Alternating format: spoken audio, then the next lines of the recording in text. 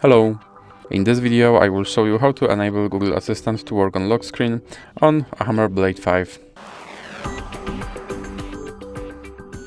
So you have to start by opening your Google application, then click on your avatar and then go to settings. Now click on Google Assistant and then click on Hey Google and Voice Match, then click here to enable Hey Google and now click on More and I agree, More and I agree, then click Next, Next, More and I agree. Now click on Retrain Voice Match Model. Okay Google, what's the weather tomorrow?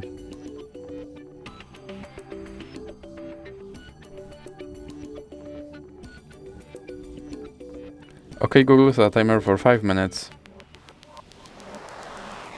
Hey Google, make a call. Hey Google, remind me to water my plants every Monday. Now click Next, Next, More, and I agree. Then click Back, and now click on Lock Screen, then click Yes I'm in, and make sure that this first option stays on. And now let's check if my Google Assistant will work on lock screen. Hey Google. And as you can see, my Google Assistant works on lock screen. So that's it for this video. If you liked it, please remember to leave a like and subscribe.